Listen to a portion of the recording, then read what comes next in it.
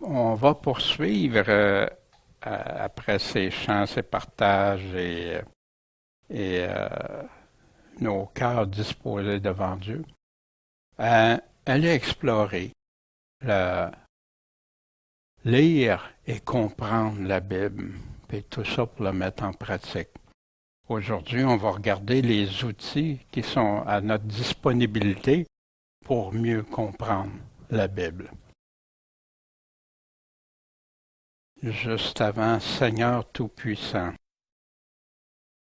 c'est à toi qu'on va. Tu nous dis de te demander, de chercher, de frapper. Puis c'est ce qu'on veut faire, Seigneur.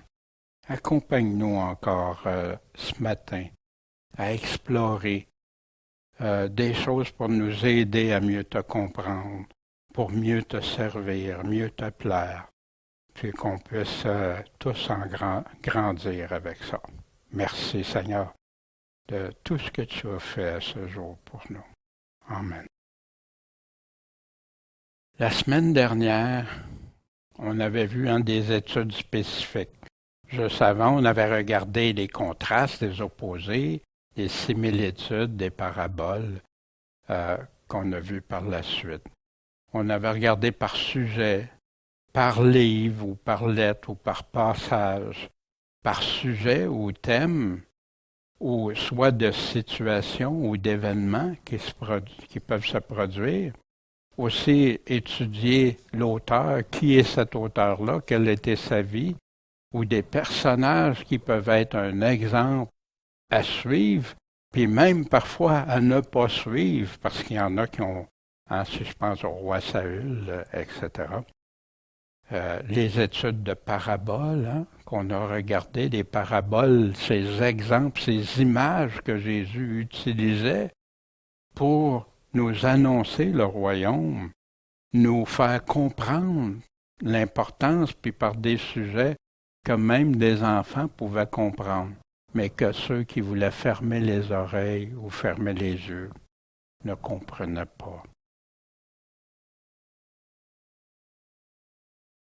On avait, la semaine dernière, j'avais parlé quel sujet ou thème que vous aimeriez comprendre davantage, de prendre une concordance biblique par mots-clés au sujet, utiliser des dictionnaires, des parallèles, des analogies, de rassembler des passages qui traitent du même sujet, puis les examiner soigneusement, puis faire attention à ne pas mettre de côté ceux que ça semble pas aller dans le sens qu'on voudrait que ça aille, surtout. S'assurer du contexte de chacun de ces passages-là, pas isoler ces versets-là, mais les regarder dans son contexte. Puis se souvenir que chaque sujet n'est jamais isolé du reste des autres paroles de Dieu, s'inscrivent dans un tout. C'est pas de la théologie systématique qui fait que les gens séparent, compartimentent tout. Non, ça se rassemble tout ensemble. Puis bien sûr, résumer l'ensemble, c'est faire des tableaux. Ah, c'est bien trop compliqué. Non, tu peux prendre juste un passage très simple, puis appliquer ça assez rapidement. Puis tu peux aller jusqu'à, pour ceux qui sont plus affermis dans la parole, ça fait plus longtemps, vous pouvez aller examiner des choses, ça fait longtemps que vous voulez éclairer. Puis bien sûr, tout ça, c'est le Saint-Esprit qui a fait écrire les paroles, puis le même Saint-Esprit qui va nous guider, nous éclairer pour la compréhension. Sans l'Esprit Saint, j'avais laissé un tableau de déterminer, selon dans 1 Jean, qui est le vrai chrétien, puis qui est un faux chrétien. L'apôtre Jean nous dit comment faire. Il nous donne qui est vrai chrétien, puis qui est le faux. Un sujet si important de nos jours. J'espère que vous l'avez mis en application. Puis si vous ne l'avez pas fait, je vous encourage à le mettre en pratique. C'est si important. Puis ça nous affermit, ça va encourager, ça va nous... Des fois, oups, j'avais pas vu ça ou j'avais pas compris ça, Seigneur. Cette semaine, dans les outils disponibles, qu'est-ce qu'il y aurait comme outil pour nous aider à mieux comprendre ce que Dieu est en train de dire, mieux comprendre ce qui est écrit? Ça peut être très simple ou élaboré, du plus simple à ma Bible puis une concordance. Comme ça peut aller beaucoup plus loin, puis il y a une foule d'outils qui sont disponibles maintenant, qui sont élaborés. On a des frères chrétiens au travers des siècles qui ont travaillé une concordance, c'est pas arrivé tout seul. Il n'y avait pas d'informatique. Tous devaient chercher, et puis ceux qui cherchaient les passages, ils devaient connaître leur Bible, ils devaient fouiller partout, prendre des notes et tout ça. Il n'y avait même pas de dactylo dans ce temps-là. L'ouvrage, il y a des frères chrétiens qui ont fait beaucoup, beaucoup. Il y en a même qui ont consacré toute leur vie. Aujourd'hui, on peut le faire soit sur papier. Moi, j'aime beaucoup prendre des notes. J'avais pris une foule de cahiers remplis de notes au travers des années, des bibles remplies. Malheureusement, quand j'ai fait du ménage, je me suis rendu compte que j'avais mis ça dans un des bâtiments, puis c'était plus bon, l'humidité et tout ça. Mais ça m'a drôlement aidé à mémoriser. Même si j'ai plus accès à ces documents-là, ça m'a aidé à mettre ça clair dans mon esprit. On a le digital, aujourd'hui, informatique. Dans nos outils disponibles, le choix de Bible. Il y a des Bibles d'études. On va voir aussi des versions, mais pas ce matin les versions. On va voir ça dans soit la semaine prochaine ou l'autre. Les concordances, on en a déjà discuté, on en avait laissé en PDF, mais l'utilisation de concordances, puis il y a différents types de concordances aussi. L'utilisation de cahiers, de crayons, highlighters, juste un point à faire attention, si vous prenez des highlighters, il y en a qui prenaient ça, puis que ça passe au travers le papier fin, c'est pas une bonne idée, parce qu'après ça, mais il y a des crayons de couleur, il y a des crayons à mine, il y a des choses qu'on peut prendre des notes dans sa Bible. Il y en a qui préfèrent, moi je veux pas trop écrire dans ma Bible, fait qu'ils prennent des photocopies de leur, c'est pour eux, le personnel, ils font des photocopies imprimées avec des marges larges sur le côté pour le faire. D'ailleurs, j'avais une Bible comme ça dans un cartable qui avait plein de notes. Mais pour moi, après ça, je me suis rendu compte que j'aime mieux l'avoir avec ma Bible. Parce que quand je discute avec quelqu'un, je n'apporte pas ces outils-là. Des tableaux, des chartes, il y en a qu'on fait soi-même, mais il y en a plein que des frères ont déjà fait. Des chartes expliquant qui nous fait voir d'un coup d'œil. Wow! On a vu récemment les tableaux de Daniel, qu'on avait déjà donné un cours prophétie. Mais en regardant ça, l'abomination, je vois partout où c'est. Et ainsi de suite, la bête, etc. Bien sûr, pour comprendre la géographie. Quand on sait que Jésus n'a pas été plus que 200 000 à la ronde de Jérusalem, de comprendre la géographie aussi. Puis quand il parle de lieux, des fois c'est escarpé, des fois c'est désertique, des fois il y a de l'eau, des fois il y en a, etc. Ça peut nous aider. Puis quand on étudie surtout les prophéties, où sont situés ces pays-là, au septentrion, etc. On a besoin de ces choses-là. Connaître les lieux, il y a des cartes anciennes versus des nouvelles. Il y a des bonnes cartes aujourd'hui, il y a des cartes qui nous relatent des choses, mais des fois, les noms sont changés. Ils sont plus là. Fait que moi, j'aime bien les regarder dans les anciennes, m'assurer que c'est conforme. Il y a des outils aussi que tu as des cartes que tu peux mettre, tu regardes la carte, puis la suivante, tu l'as sur PDF, mais tu l'as aussi sur papier avec un acétate qui recouvre par-dessus, tout délimité. Ça, c'est les anciens pays. Là, tu mets ton acétate. Là, tu vois aujourd'hui. La Libye. Tel pays. Telle chose. Fait que ça, c'est des très bons outils qui aident à comprendre. Des atlas, les cartes, bien sûr. Des dictionnaires bibliques. Maintenant, j'ai appris avec le temps de faire attention à des dictionnaires bibliques qui restent juste dans la Bible, avec des faits factuels, mais me méfier de ceux qui regroupent plein de théologie en dessous, parce que ça vient plus de la Bible. C'est l'homme qui est. Fait qu'on doit avoir du discernement dans ça. Des encyclopédies bibliques. L'encyclopédie biblique, il y en a une que j'aime beaucoup, je m'en suis servi, pas celle-ci, elle est beaucoup en moins bon état que celui-là. L'encyclopédie comme ça qui a été fait au début des années 1900, puis qui va donner des thèmes, des références, il y a des tableaux, il y a plein de choses.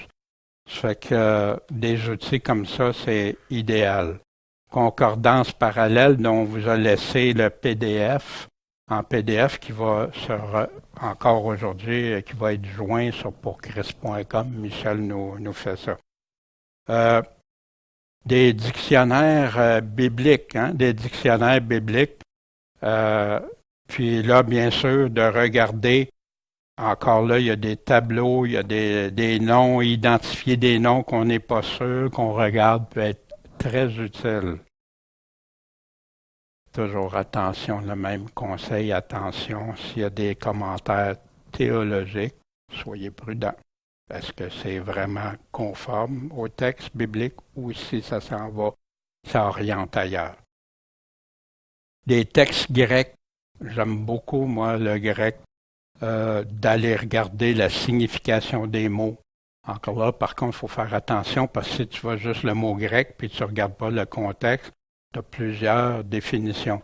Par contre, les mots grecs ont beaucoup plus de précision. On parlait l'autre fois du mot amour, tu as 5 définitions du mot amour en grec. En français, tu en as juste un, peut-être 2, charité aussi, là, mais ça ne te donne pas vraiment la précision du type d'amour, exemple. Puis ça peut être utile, exemple, quand tu étudies le passage à Pierre, quand Jésus dit à Pierre, m'aimes-tu? M'aimes-tu? Mais là, tu vas voir la signification du mot aimer, puis tu vois la progression, tu vois les choses. Des logiciels qui nous donnent la Bible online, workshop, et on va en voir quelques-uns rapidement.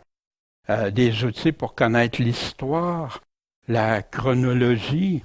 Moi, des tableaux chronologiques, j'aime bien ceux-ci, qui ne sont pas dispendieux, mais qui donnent la chronologie des livres, à quelle époque ça a été écrit, qui était là avant.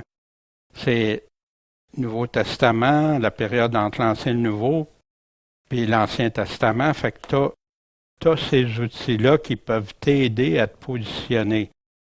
Coudonc, cette prophétie-là, a-tu déjà été réalisée ou pas? Mais quand est-ce qu'il l'a écrit? Si c'est après qu'elle a été réalisée, cette prophétie-là, l'autre qui a écrit après, il n'est plus en train de parler de ça là, il est en train de parler de quelque chose à venir, etc. Les faits, moi j'aime beaucoup des faits. Avec les faits, tu peux examiner. Avec des suppositions, des théories ou de la théologie, ça peut t'amener ailleurs. Les logiciels, comme je parlais, Eastward en passant, que vous avez des modules français maintenant. Puis, bien sûr, un aide-mémoire ou des aides-mémoires que vous pouvez soit vous faire. À la fin de ça, quand je vais faire la synthèse, je vais vous remettre aussi en PDF un aide-mémoire. Ça peut être concentré sur 1 ou 2 pages que tu glisses dans ta Bible. Puis à un moment donné, tu es en train d'étudier ta Bible. Hey, j'ai-tu vraiment tout à regarder? Des fois, c'est applicable, des fois pas, mais ça m'aide. Ça m'aide à m'en rappeler. Pour comprendre puis retenir la parole de Dieu. Il y a William Glasser, un expert pour la retention, l'apprentissage, tout ça. Bien, on retient environ, moi je coupe pas ça au couteau, là, mais c'est une image là, pour représenter. on retient environ 10% de ce qu'on lit. Hein? Vous faites le test, vous lisez quelque chose, puis une couple de semaines après, hey, j'ai lu ça, je vais me souvenir, mais pas de tout. Hein? C'est pour ça qu'on n'est pas des auditeurs oubliés, on la revoit souvent, notre Bible. Mais après ça, 20% de ce que nous entendons, hein? Ce qu'on entend vient de la parole de Dieu, hein? Bien sûr, et ce qu'on voit. Fait que si tu lis puis tu vois, comme nous le matin, à Saint-Emma, on aime bien ça. Le matin, on regarde, comme quand on fait les proverbes et on étudie des livres différents. Fait que là, on a le texte qui est écrit puis le lecteur audio en même temps. Bien ça aide beaucoup à ta capacité de retention. 50% de ce que nous voyons et entendons. 70% de ce que nous débattons. Déjà eu des « hein? Non, c'est ça. Oui, c'est ça. Non. » Hein? Puis là, ben, tu vas retenir un peu plus que les 2/3, hein? Il dit 70%. 80% de ce que nous essayons, ce que nous mettons en pratique. C'est pour ça que quand tu mets la parole de Dieu en pratique, hein, tu as beaucoup plus de chances de le retenir. Puis si tu le fais régulièrement, ça devient une habitude, ça devient très, très ancré dans ton cœur. Et 95% de ce que nous enseignons aux autres. Oh, quelqu'un qui enseigne, il n'y a pas le choix. Je parle d'un des véritables enseignants, puis ça, c'est pour tout enseignant, pas juste de la Bible, là, c'est en général. Quand tu enseignes, tu dois être sûr de ce que tu enseignes. Donc, ce que tu enseignes, c'est juste un petit résultat du bagage que tu as dû aller explorer, valider et tout ça pour amener ça. Puis quand tu l'enseignes, ben on sait que pour un chrétien, premièrement, c'est pour toi. Après ça, pour les autres. Puis ça, un coup que tu l'as examiné, exploré, ça te reste dans le cœur. La même chose quand vous faites avec d'autres personnes, que vous le faites, vous enseignez à d'autres personnes, vous partagez des choses. Ben, ça nous donne un aperçu. Mais les images sont très importantes. Écouter, entendre, tout ça, ça a toute leur place quand on étudie la Bible. Hein, vous vous souvenez que de Wycliffe, hein, ce qu'il avait dit de faire attention à ce qu'on lit pour nous aider à mieux comprendre. Mais bien sûr, sans l'éclairage de son auteur même, hein, le Saint-Esprit, on ne peut pas comprendre la portée de ce que le Saint-Esprit a révélé aux apôtres. Parce que le Saint-Esprit leur a tout dit, comme Jésus leur a dit, il va vous enseigner tout ce que vous rappelez, tout ce que je vous ai dit, hein, aux apôtres, puis vous annoncez même des choses pour l'avenir qu'on a dans les prophéties. Ben, le Saint-Esprit qui est l'auteur. Puis juste avant, le premier outil essentiel, c'est la Bible. Mais la Bible est la raison d'être de tous les outils qui peut venir la soutenir pour mieux comprendre, et non l'inverse. Parfois, il y en a qui se font piéger, que les outils deviennent le moteur, au lieu que c'est la Bible qui est le moteur. Juste une petite chose parce que les gens... Ici, bien sûr, la Bible hein, qui va être disponible encore là. Dans le choix de Bible, des Bibles d'études peuvent être un bon outil. Il y a des Bibles d'études qui vont nous aider à mieux comprendre. Encore là, elles ne sont pas tous pareilles et tout ça. Elles vont être variées, soit en élaboration. Le contenu qui est souvent dans une Bible d'études, des introductions aux livres qu'on va lire, qui vont nous donner la date, l'auteur, etc., tout ça. Des références parallèles, hein, nos passages parallèles, des cartes. des faits historiques, culturels, des tableaux synthèses. Hein. Plus ma Bible d'études va être élaborée, plus je vais avoir de ce contenu-là à l'intérieur. Des commentaires, mais selon la source théologique qui a été choisie par ceux qui font imprimer la Bible d'études. Fait que c'est là où moi je mets une prudence dans ça. Ça ne veut pas dire que c'est tout pas bon. Ça veut dire d'être prudent. Puis je vais vous montrer un exemple tantôt. Toute information en dehors des paroles de Dieu ne font pas partie de la Bible. Pourquoi je dis ça? Parce que j'ai déjà eu à parler à des personnes, puis ils me disaient, tu es en train de discuter d'un sujet, puis là, ça allait pas dans le sens de la Bible. Il dit, non, non, c'est écrit dans la Bible. OK, on va aller voir. Fait qu'il prend sa Bible d'études, puis là, il me montre, regarde, c'est écrit. Mais c'est pas dans le texte biblique, c'est dans les commentaires en bas.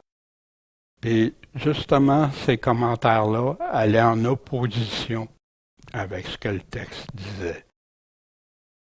Fait, mais ça consiste à des informations qui sont là qui peuvent nous aider à mieux comprendre la parole, en autant qu'elle soit conforme à ce que le texte nous dit. On doit faire attention et prudence. Si les commentaires ne sont pas en accord parfait avec le texte biblique, on doit s'en éloigner. On doit s'en tenir loin ou faire très attention. Puis parfois, moi, ça m'a aidé. Des contrastes comme ça. La Bible dit ça, lui dit ça. Tout à coup, ben oui, pourquoi qu'il dit ça? Pourquoi s'il n'est pas d'accord avec le roi des rois, le maître? Pourquoi? Puis là, tu vois souvent qu'il y a d'autres intérêts qui viennent, dont la théologie ou les doctrines de leur dénomination. Les Bibles d'études, on a la Bible Thompson, qui a toutes des chaînes de référence à l'intérieur. Il y a différentes sortes il y en a plusieurs. Hein. Il y en a qui ont les textes en 2 colonnes, c'est fréquent avec la colonne du centre qui a des passages parallèles. Il y en a d'autres qui sont encadrés en bas, il y en a d'autres de différentes formes, différentes façons.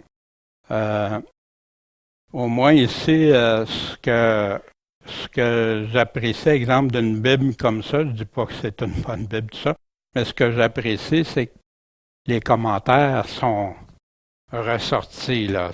Tu vois clairement que ce n'est pas le texte de la Bible, mais c'est des commentaires.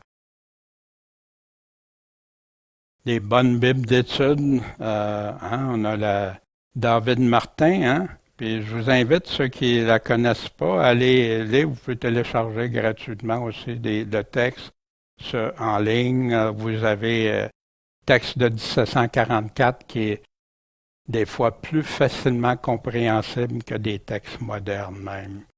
La Bible, celle-ci de 1770, je vois où il y en a une aussi en 1740 quelque aussi. Celle-ci de Jean-Frédéric Osterwald, qui contient ses commentaires, tout ça, puis qu'à date, j'ai trouvé que ces commentaires, dans la majorité des cas, s'en tenaient au texte biblique, que j'ai beaucoup dans le temps considéré. Mais quand je voyais que, il s'en allait dans un autre tendance, non, c'est le texte biblique. Voici un exemple de commentaire avec une idée préconçue dans les commentaires, qui ne demeure pas fidèle au texte, mais qui injecte une affirmation qui n'est pas contenue dans le texte biblique. Ce que ça a comme résultat, ça donne une autre signification que Jésus est en train de nous donner. C'est pour ça qu'on doit toujours faire bien attention, lire comme il faut, de regarder, examiner soigneusement. Puis les commentaires, là, ça devrait être notre dernier recours. Et malheureusement, aujourd'hui, c'est devenu le premier recours de beaucoup, même de pasteurs, qui vont lire les commentaires avant de lire exactement ce que le texte dit. qu'est-ce qui peut arriver? Quand je vous parlais la semaine dernière que beaucoup qui vont étudier, prendre le temps d'examiner la Bible avec soin, vont souvent en connaître plus, malheureusement, je dis malheureusement, que des pasteurs qui enseignent, parce que les pasteurs, souvent, qui ont appris à aller, oui, on lit la Bible, tout ça, mais après sautent aux commentaires de leur dénomination au lieu de rester juste dans le texte. Les commentaires humains peuvent nous aider, mais ils peuvent nous égarer aussi. Le chemin étroit que Jésus parlait, large est l'autre chemin. Soyons prudents. Voici tiré d'une Bible d'études, celle-ci, j'ai pris celle-là parce que ça se reproduit dans plusieurs, mais celle-ci, c'était la MacArthur avec les commentaires. Voici quand Jésus parle, quel est donc le serviteur fidèle et prudent que son maître établit sur les siens pour leur donner la nourriture au temps convenable. Heureux ce serviteur que son maître, à son arrivée, trouvera faisant ainsi. Il nourrit, il donne la nourriture convenable. On sait que toute parole qui sort de la bouche de Dieu est essentielle pour un serviteur qui enseigne. Je vous le dis en vérité, il va l'établir sur tous ses biens. Mais si c'est un méchant serviteur qui dit en lui-même « Mon maître tarde à venir », qu'il se mette à battre ses compagnons, s'il mange et boit avec les ivrognes, il retourne dans le monde. Le maître de ce serviteur viendra le jour où il ne s'attend pas, et l'heure qu'il ne croyait pas, puis il le mettra en pièces et va lui donner sa part avec des hypocrites. Voici ce que j'ai, les paroles de Jésus. Maintenant, voici ici l'interprétation dans les commentaires. Le serviteur méchant représente le non-croyant qui refuse de prendre la promesse du retour de Christ au sérieux. Mais où je trouve que c'est un non-croyant? Jésus parle un serviteur qui agit bien, puis un serviteur qui agit mal. Un serviteur. Si ce serviteur, il attend qui? Son maître. Est-ce que tu peux dire qu'un non-croyant, Jésus, c'est son maître, c'est lui qui suit? Voyez-vous? Mais continuons pourquoi ça arrive, ça. Il nous dit, bien que ce ne soit pas un croyant, voyez-vous, il répète ce qui est démontré par son châtiment. Parce que là, il va aller à perdition, ce serviteur, s'il est infidèle au Seigneur. Fait qu'ici, là, il nous donne en d'autres références. Il est cependant responsable devant Christ de la façon dont il a vécu.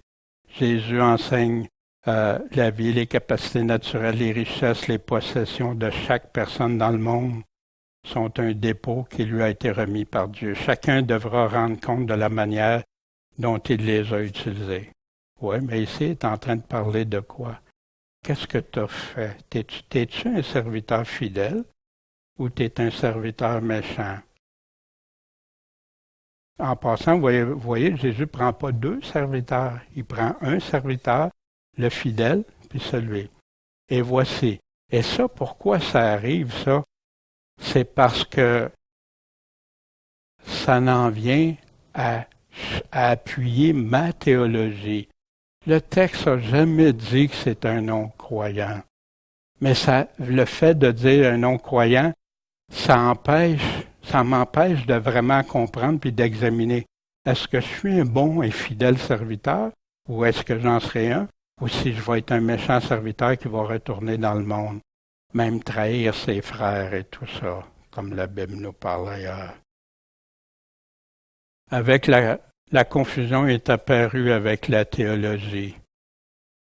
Avant, la Bible était la seule référence et tout ce que les gens se posaient comme question ou étudiaient ou se donnaient des outils, c'était pour comprendre le texte sans ajouter, sans enlever.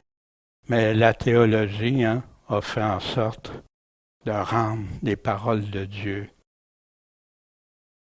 atténuées, amoindries, souvent contrecarrées, que celui qui a des oreilles écoute, nous dit le Seigneur. À qui parle? Ben, c'est à chacun. Fait que vous soyez d'une position ou de l'autre, c'est pas le point ici. Le point, c'est est-ce que je reste conforme à ce qui est écrit ou si je modifie parce que à ma convenance, pour mon idée, pour ma théologie, pour mon opinion, parce que ma dénomination ou ma religion affirme ça, ou si je vais rester fidèle. Ma foi vient de ce qu'on entend vient de la parole de Dieu. Mes paroles vous jugeront. C'est à Jésus. En passant, en téléchargement sur le site pourchrist.com, Michel, comme il fait l'habitude, mettra comme ceci, c'est une des Bibles Osterval, 1863 de mémoire, avec les parallèles, avec des passages parallèles que vous pouvez aller regarder pour ceux qui veulent.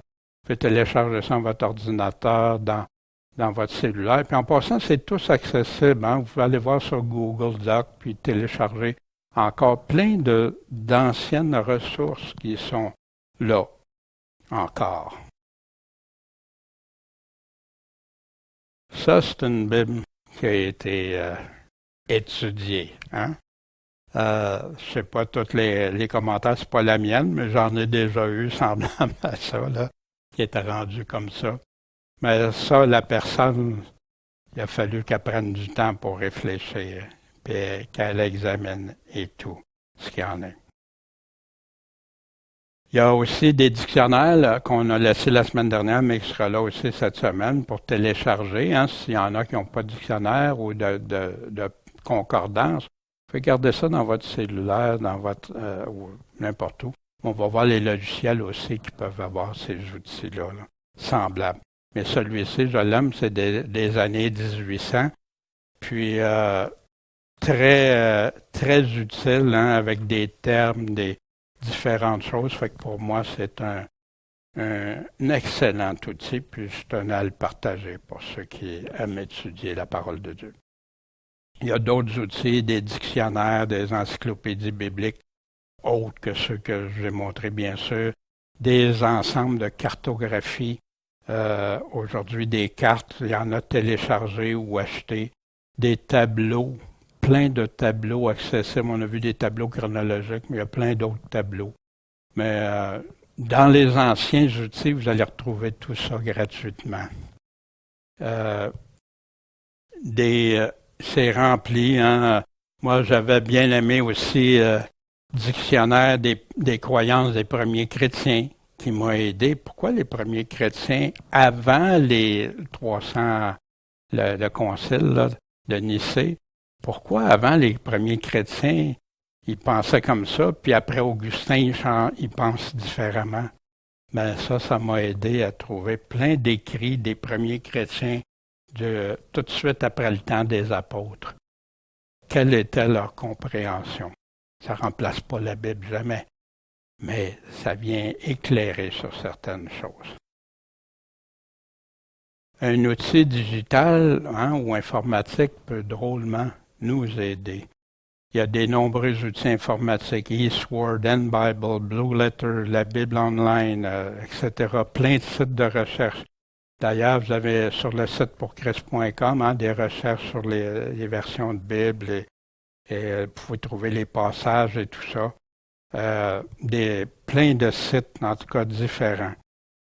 Assurez-vous d'avoir des versions de Bible. On va parler de ces versions de Bible-là bientôt.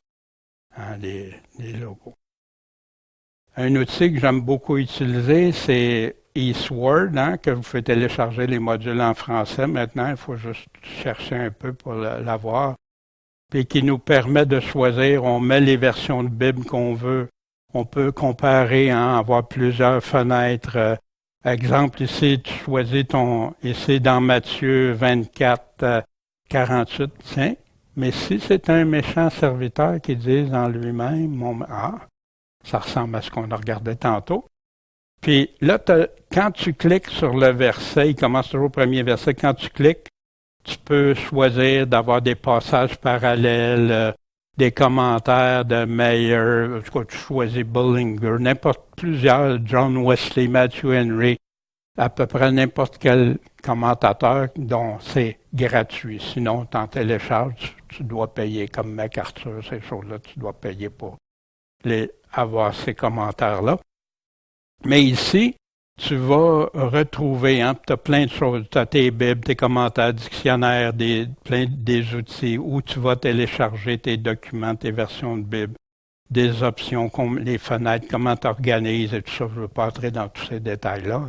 Puis il y en a d'autres logiciels aussi, bien sûr. Moi, je le laisse sur les références, hein, parce que c'est ça qui m'intéresse beaucoup, d'aller voir quels sont les passages parallèles qui parlent du même sujet. Ici, tu peux avoir des commentaires ou des commentaires de d'autres. Hein. Comme exemple, qui est le serviteur méchant? Hein, c'est des notes que me suis mis. Qui est le serviteur fidèle et prudent selon Jésus? Qu'est-ce qu'il fait quand il est fidèle? Puis qu'est-ce qu'il fait quand il ne l'est pas? Pourquoi croit-il que son maître tarde? Pourquoi qu'il dit son maître? S'il ne suit pas, il n'est pas chrétien, etc. Puis des choses comme ça. Qu'est-ce qui fait la véritable différence, hein, pour qu'un maître soit fidèle et prudent ou considéré un méchant serviteur par Jésus, qui est l'essentiel pour nous de s'assurer quel genre de serviteur je suis. En tout cas, il y a plusieurs choses, hein, je ne veux pas passer beaucoup de temps, mais c'est gratuit, vous téléchargez ça. Celui-ci, Sword, c'est pour le PC. Vous avez Sword aussi pour les cellulaires. Hein, vous avez plein de choses que vous pouvez télécharger.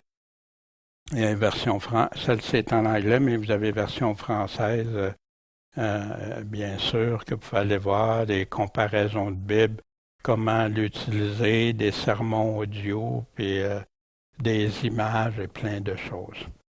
Fait que c'est des outils qu'aujourd'hui on a de disponibles qui peut être dans notre ordinateur, comme ça peut être aussi dans notre téléphone, on va voir.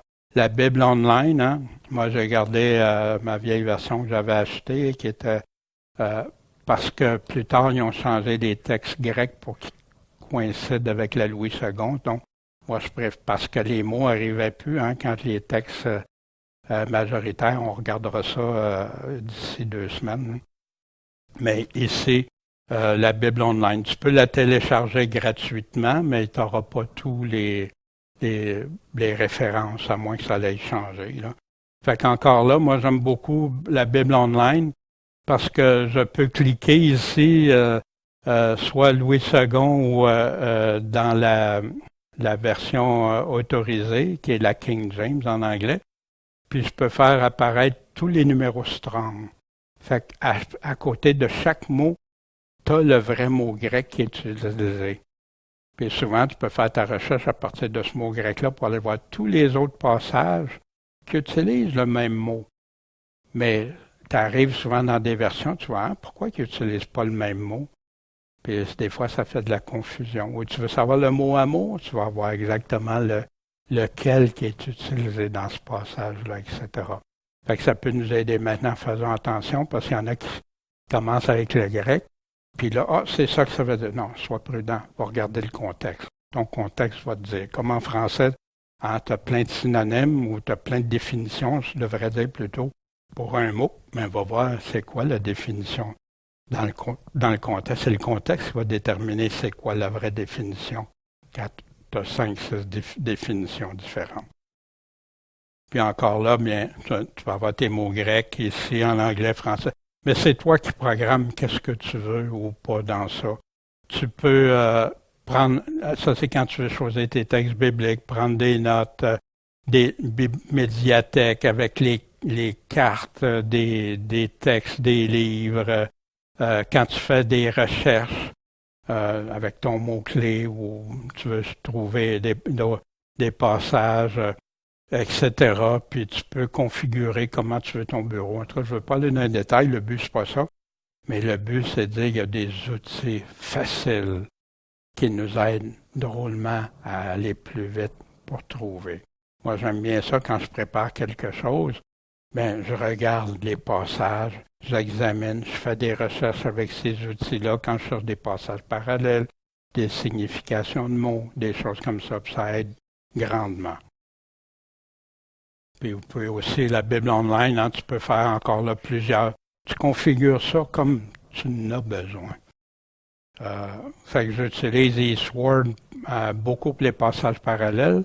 Souvent, il y a plus de passages parallèles dans eSword que dans la Bible online pour des raisons qui sont parfois tu te demandes pourquoi, mais c'est parce qu'il y en a qui, selon leurs croyances, ils enlèvent ou ils vont ajouter des références. Fait que ça, c'est à nous de bien examiner, bien regarder, puis bien sûr, hein, plein de contenu dans la librairie que tu as accès, puis tout ça.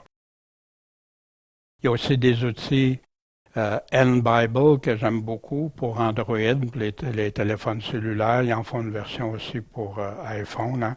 C'est un outil très puissant, très léger, facile à utiliser, que j'aime beaucoup utiliser parce que tu peux avoir plein d'informations dans ça. Tu choisis les versions de Bible que tu veux avoir, que tu veux examiner. En tout cas, ça.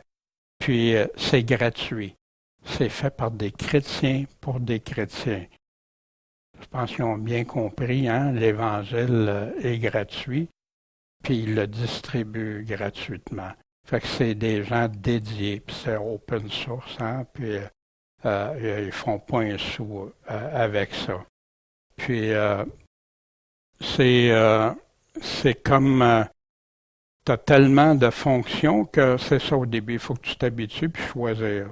C'est l'autre pendant. Mais tu peux le garder bien simple. Si tu veux, c'est toi qui détermines comment.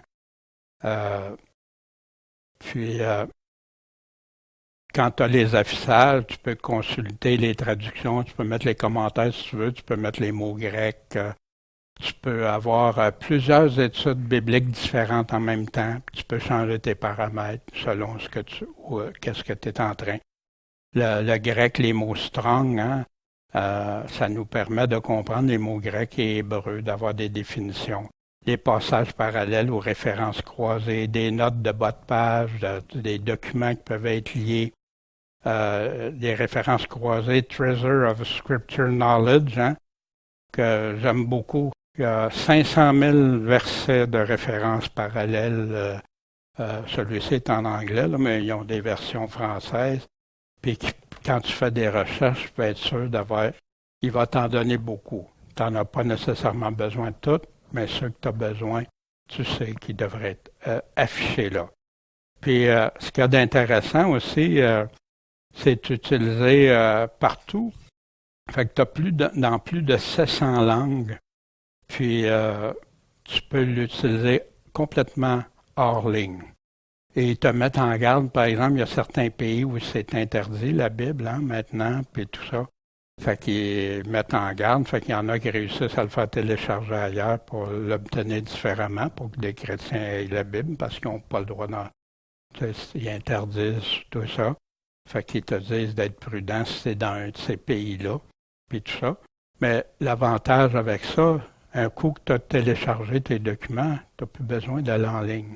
Tu n'as plus besoin, là, c'est fait. Je pense à nos frères chrétiens qui ont besoin. Puis il y a plein d'autres. Hein, il y en a plusieurs autres, mais j'ai choisi ceux que j'utilise le plus ce matin.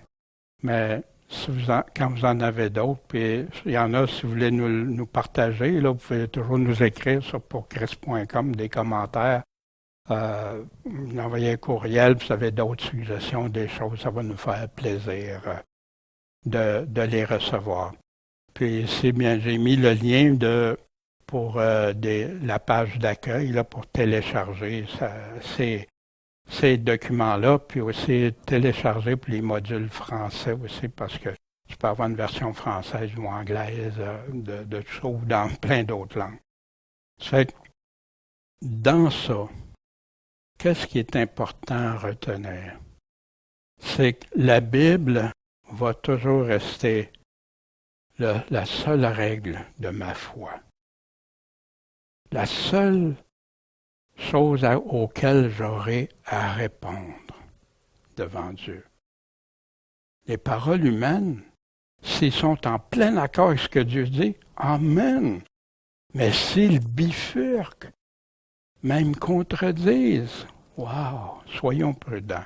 Utilisons des outils que Dieu nous a permis, que des frères dédiés, consacrés, ont mis du temps, veulent que les gens apprennent, connaissent Dieu. Puis, vous savez, aujourd'hui, souvent les gens, oui, la Bible, c'est important, tout ça. Ah, oui, il faut la mettre en pratique, tout ça. Mais ils ne la comprennent même pas. Ils se fient sur quelqu'un d'autre qui a dit ça. Fions-nous sur Jésus-Christ et ses apôtres. Puis je vous dis, il y a plein d'affaires qui s'enlèvent quand on se concentre juste sur ce que Jésus nous a enseigné. Puis, toujours, avant de conclure, faire le tour des paroles. Regardons. C'est très dangereux de partir une doctrine fondée sur un verset. Et c'est ça qui arrive quand d'autres arrivent avec leur théologie. Ils peuvent changer que le baptême, c'est juste au nom de Jésus. Pourtant, Jésus dit au nom du Père, du Fils et du Saint-Esprit. Il dit ailleurs, mais si tu regardes les passages parallèles, ben oui, c'est bien clair. Ben oui, c'est écrit là. C'est écrit, oui, mais comme Jésus dit, il est aussi écrit. Et ça, ça nous appartient, ça. Fait que, soyons prudents.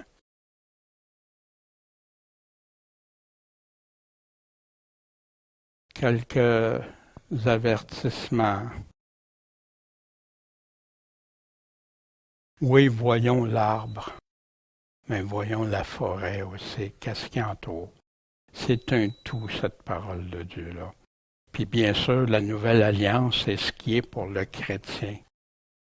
Ce qui est dans la loi de Moïse n'est plus pour nous de vivre comme beaucoup se disent des Juifs messianiques, mais qui ramènent des personnes à l'Ancien Testament. Non, Jésus est venu mettre un terme à cette alliance-là qu'il avait pris avec le peuple d'Israël pour maintenant la donner, cette nouvelle alliance-là, au peuple d'Israël. D'ailleurs, les apôtres étaient tous juifs. Même Jésus était juif. Mais tout ça pour après ça amener à faire un seul corps avec les non-juifs, tel que c'était promis. Et tout ça, c'est pour que l'homme puisse connaître son Créateur, puis vivre pour son Créateur, selon son Créateur. Bien, avec ça, soyez prudents, toujours regarder. Dans les sujets à venir, bien sûr, on va avoir des études spécifiques, je n'avais pas terminé, les études prophétie. Je voulais le garder à part parce que il y a des règles à suivre pour que la Bible nous laisse elle-même. Puis, des versions de Bible aussi. Pourquoi il y a tant de versions de Bible aujourd'hui? Pour quand un dit la Bible dit ça, puis l'autre dit non, elle dit ça, pourquoi l'autre arrive avec ça? On va explorer cette avenue-là. Puis dans le choix, tu veux t'acheter une bonne Bible, bien, on va regarder qu'est-ce qui est survenu, qu'est-ce qui est arrivé, que la majorité, même des pasteurs, ne sont pas au courant. Puis ça va tout être étoffé avec faits historiques et bibliques. Puis à venir à la fin du cours, j'ai dit une compilation des textes à examiner, puis je vais en joindre d'autres. Fait que s'il y en a qui veulent avoir des fois, on ne sait pas par où commencer, tout ça, mais ça peut drôlement nous aider. Puis, bien sûr, un aide-mémoire que vous pourrez conserver, vous imprimer, conserver, puis garder. Cette semaine, je vous invite à chercher puis trouver des outils. Puis, de vous les connaître, ces outils-là, de vous familiariser avec. Vous savez, il y a des fois, moi j'ai perdu beaucoup de temps, des fois je ne savais même pas que l'outil pouvait faire ça, puis je le faisais tout moi-même. Hein? Même à PowerPoint, hein, Michel m'a montré des choses, je ne savais pas que c'était là. Ah, ben oui, regarde donc ça. Ça me donnait plein de troubles, ben pas plein de troubles, mais plein de temps de plus à faire parce que je ne savais pas que ça pouvait faire ça. C'est la même chose quand on utilise n'importe quel outil. Un marteau, c'est bien facile, hein? Mais il y a des outils qui sont beaucoup plus complexes. Hein? Puis même à ça, un marteau, quelqu'un qui l'utilise sur une mauvaise base, ça va pas bien. Mais tout ça, ça peut vous sembler complexe à certains. Tu dis, ouais, mais tout ça, ça a l'air gros. Non, c'est comme quand tu as appris à conduire une auto. Qu'est-ce que tu as fait? Ah, il faut que je fasse ci.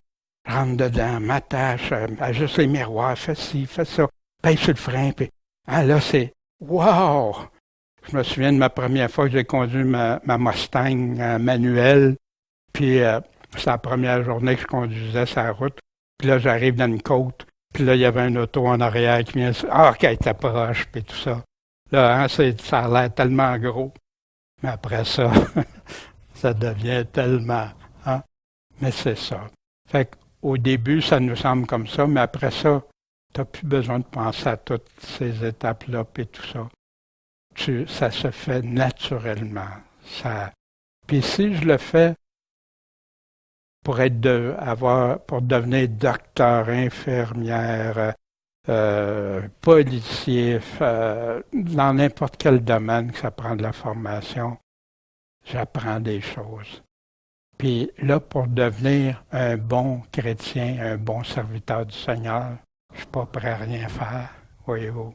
Non.